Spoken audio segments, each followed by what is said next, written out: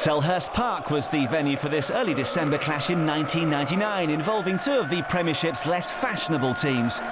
Wimbledon had been ground sharing with Crystal Palace since 1990, after their old ground at Plough Lane had been closed down. Watford had gained promotion to the Premiership via the playoffs with a victory over Bolton Wanderers, and had notched a couple of notable scalps at the highest level with shock 1-0 victories over Liverpool and Chelsea. Plenty of physical strength up front for the Dons. John Hartson had arrived from West Ham the previous January.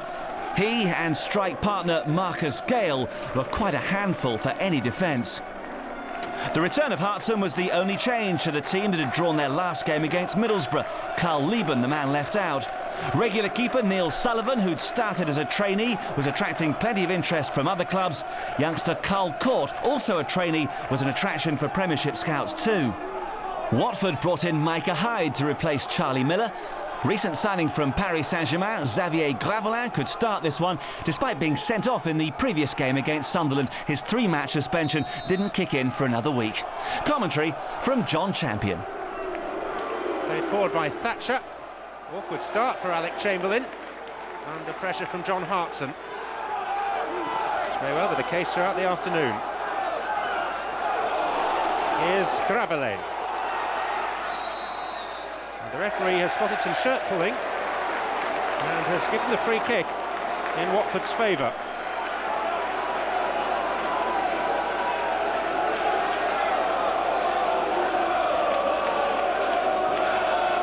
Neil Sullivan is busy organising a 4-man wall, which is now gaining a 5th brick in the form of the Wimbledon captain Robbie Earle. Gravelin, the Frenchman, is something of an unknown quantity in this country, at least from this sort of distance. Richard Johnson can also strike the ball very cleanly, and it is Johnson deflected, and Mark Williams, the flag is up for offside on the far side of the field, so it would not have counted. A disappointing set piece, which almost worked still in Watford's favour. Watford's come into this game without a win in their last 10 outings.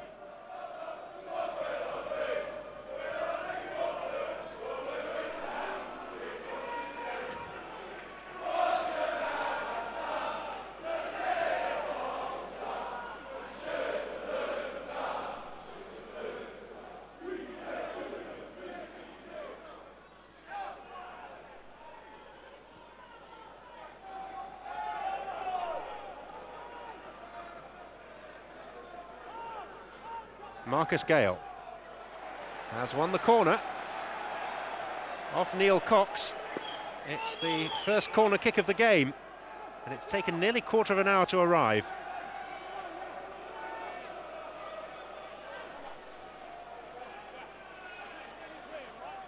Gale is at the near post, Haridason is up from the back, Earle is standing virtually on the goal line, and Hartson on the penalty spot for Kimball's kick. And there is Hartson! Well, they're appealing that the ball went over the line. Meantime, Carl Court. So the earlier argument doesn't matter, because Carl Court helped to drill the ball in, and Wimbledon have the advantage.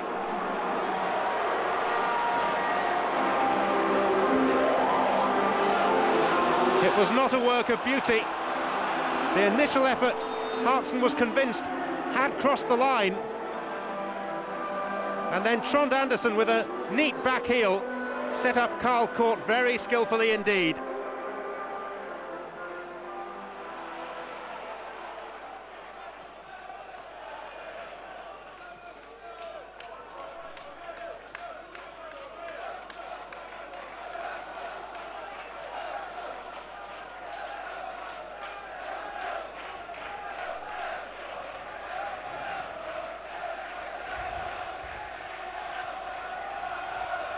Hartson. Yule. Bringing Cunningham into play, and Court is lurking ominously as well. Hartson going in, and it'll fall to Marcus Gale, who almost knocked the linesman over with his shot on this near side. But Wimbledon are certainly looking the much more potent attacking force.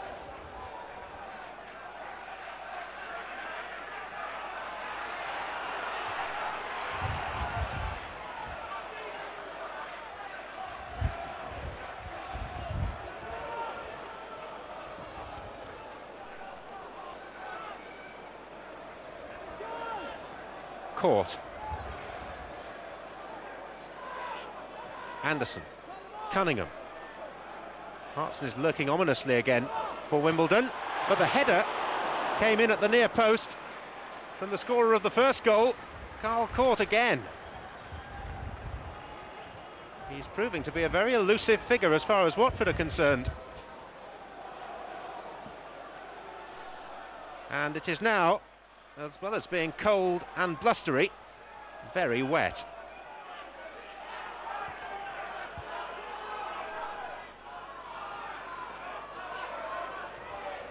Gravelin. Now Ngonge. Little more space for Watford now. Voters in the middle. So was Gravelin.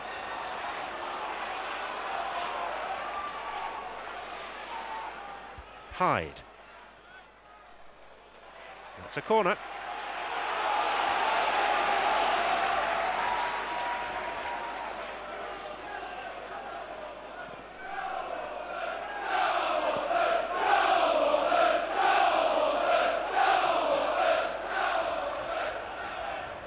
Six up for Watford for this. And they will remain precisely where they are for the retake. Headed out by Kenny Cunningham. It's Paul Robinson to take once more. This time it was Trond Anderson who got his head to it. Out as far as Johnson. Oh, and a mistake by Sullivan that could so easily have been punished by Michel Ngonge. He may have been slightly surprised that the ball found its way as far as him, because he fully expected Sullivan to claim it. And when he didn't, he couldn't adjust his body position to turn it in. Haridason. Gale. Taking on Cox. May run out of space, but in fact did well enough to win the corner.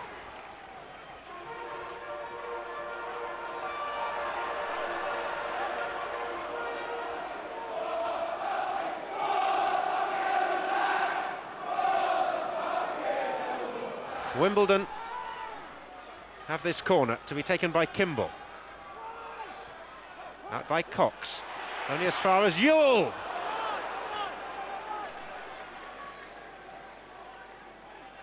These corners are proving profitable for Wimbledon. The first corner kick of the game led to Carl Court's goal.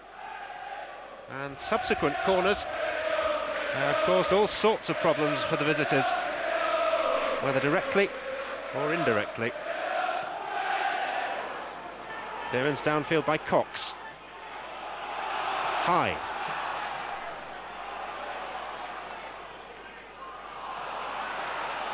Anderson. Gale.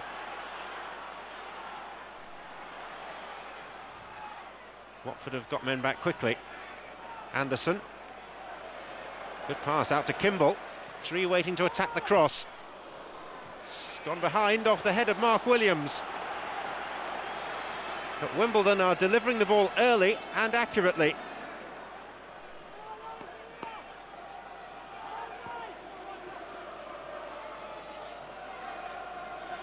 And every time that the ball enters the Watford penalty area, Wimbledon seem to end up with at least half a chance. Kimball the taker. And it's been squeezed in on the line. Robbie Earle is taking the congratulations.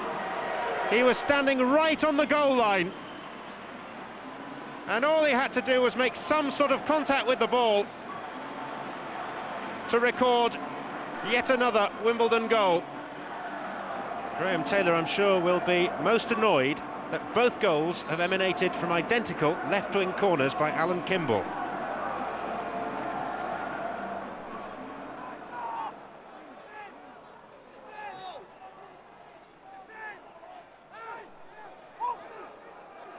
Vota. There's Ngonge who missed his kick, and Carl Court could turn defence into attack very quickly with his long strides. Ewell has made a good run through the middle. It's Some of the impetus has now been lost, and it's Robbie Earle.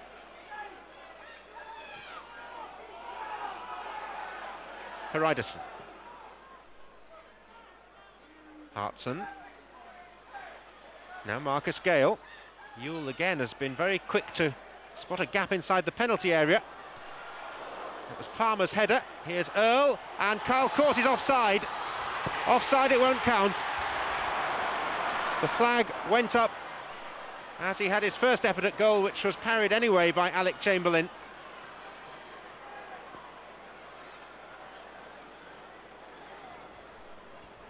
Despite the fact that this has been disallowed, Court is having a field day. 1 minute of time to be added on.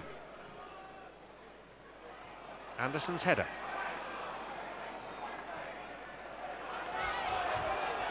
Robinson. Johnson. Vota. Hyde. Cox. Richard Johnson. Ngonge, good spin. Kimball tried to stay with him and did just about sufficient to put Ngonge off his stride. It's a super little piece of skill to actually earn the right to shoot.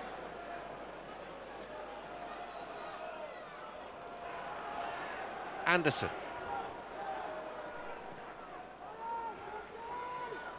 Gale.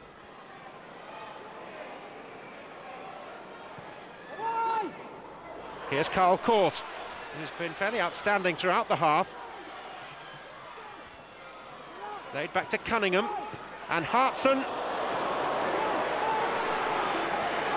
It's been the story of the first half as a whole. Watford unable to successfully defend the crossed ball. And the giants in there, the Hartsons and the Courts, profiting with regularity.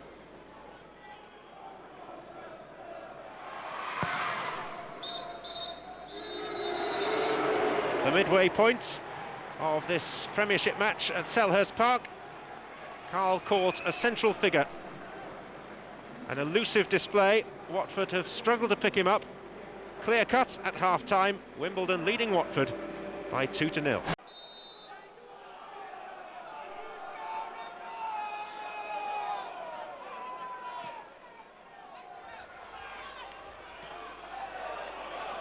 Vota.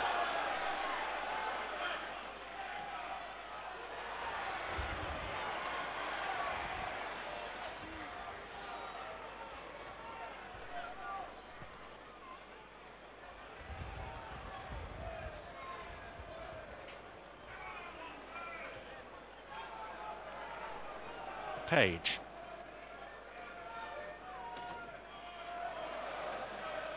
Robinson. Vota getting in front of Kimball. And Vota letting fly with a shot that was no more than a foot wide.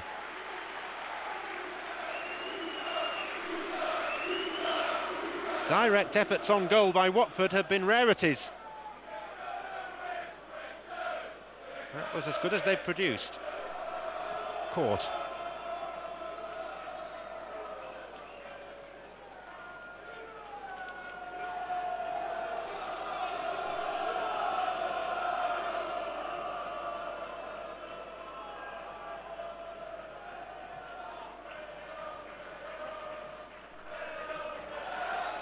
Gravelin. And surging through the middle, here comes Paul Robinson, and it came last off the defender's boot, and Watford optimistically are appealing for a back pass. It's a good positive move though, a surging run up from the back from Robinson. And it was Kimball who helped on its way back to Neil Sullivan, but not with sufficient intent for the referee to rule the back pass.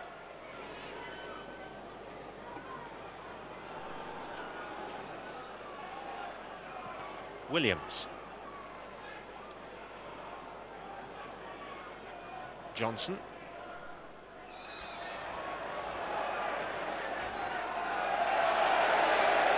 A bit of petulance.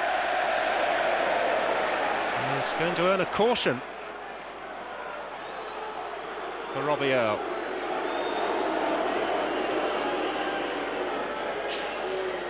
in his defence, very much out of character. Nonetheless, a booking for Wimbledon's skipper.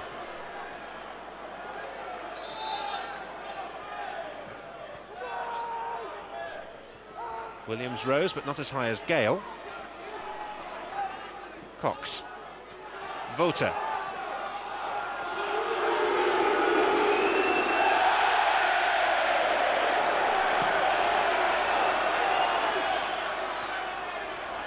Earl. Gale. Hartson. On for Ewell. And this is unfolding well for Wimbledon with Carl Court. Although Watford, credit to them, have got 7 men back behind the ball. Cunningham.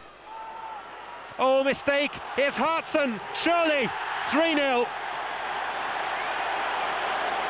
And the question that Watford must be asking is, how could 3 attacking Wimbledon players outfox 7 Watford defenders? It was Cunningham's cross. Williams jumped, didn't get close to it. Cox had abandoned his man, and John Hartson was left totally unmarked to pick his time and his spot. Vota. And Gonge has made the run across him.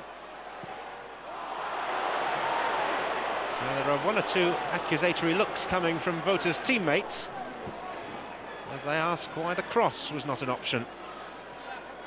It's forced wider and wider.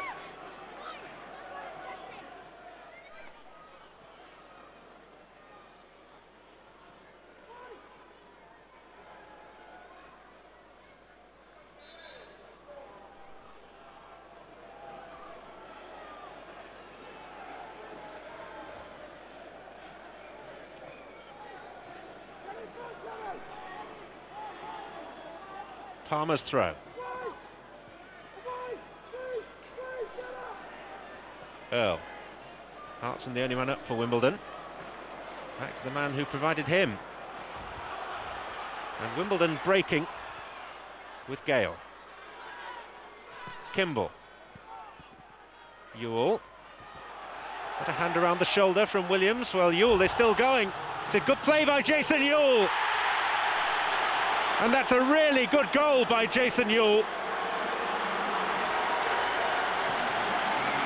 Wimbledon's 4th, and they're heading for their biggest win under Egil Olsen. It's taken time for the system to settle down and for the players to settle down within the system, but the indications today are that Wimbledon are on the up.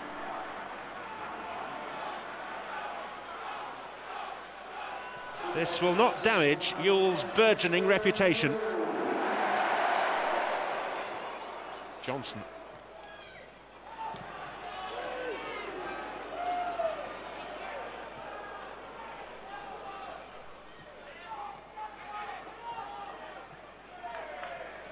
And Gonga. Gale. Rocha is still working hard to try and deny space to Wimbledon. But if not a lone battle, it is a losing one.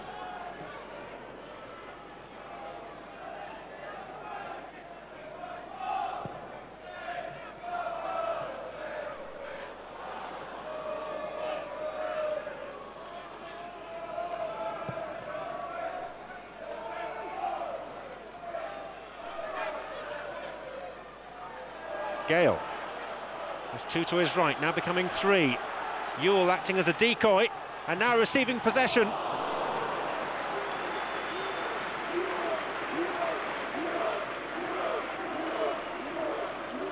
There's a purpose about Wimbledon today that's most impressive.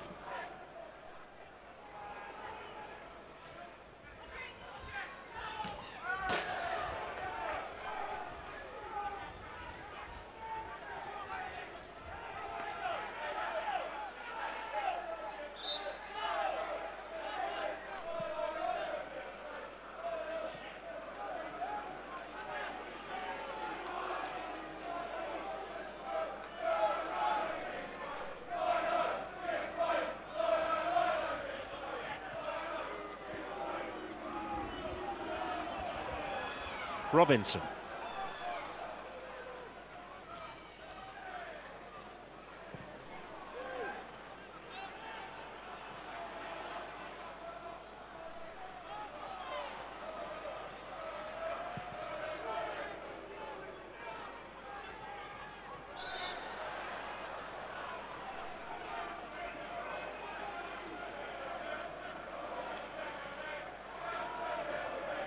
Andresen. Hartson. Gale. Oh, it was like practicing shooting in training. And even there, they don't all fly in quite as sweetly as that.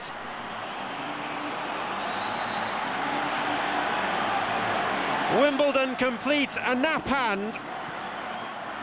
Marcus Gale has scored a crackerjack of a goal.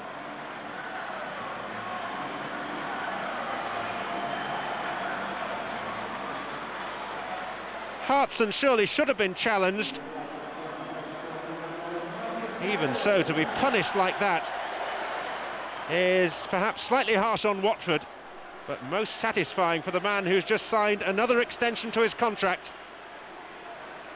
Off goes Carl Court, and to replace him, Michael Hughes.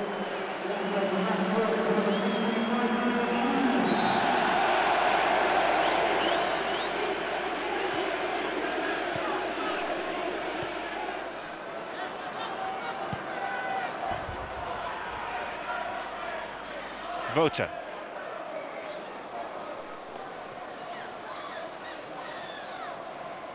Haridason doing his best.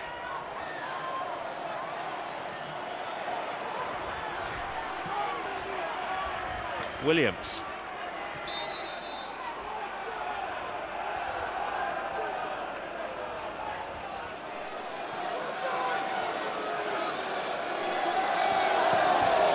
Vota.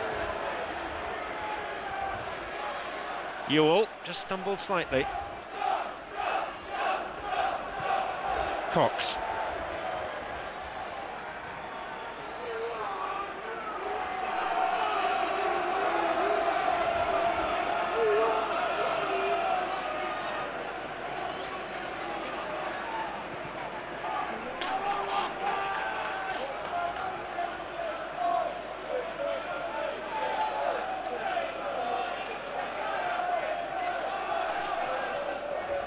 This is as big a win as Wimbledon have ever enjoyed in the top division.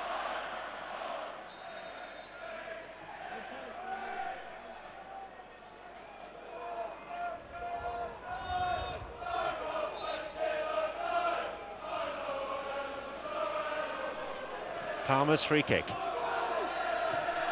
Hartson back there to head away. Hyde.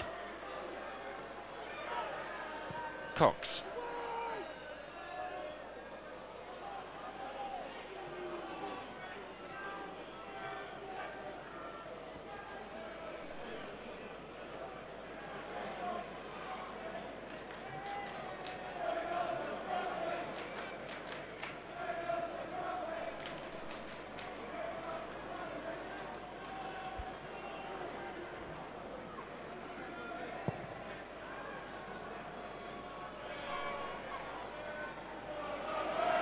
Page.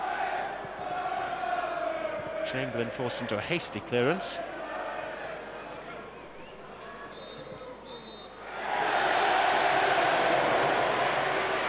As big a victory as Wimbledon have ever enjoyed in their 14 seasons in the English top flight. Marcus Gale with the fifth and last. A very convincing all-round performance, giving them victory by 5-0. Yes, a thumping victory for the Dons, but their long-term future was bleak. They only managed 3 more victories in the remainder of the season and were duly relegated. The club continued to struggle, and after citing financial problems as a factor, moved 70 miles north to be relaunched as the Milton Keynes Dons in 2003. Watford fared little better that season. They too only managed 3 more wins and ended up bottom of the league with a meagre 24 points.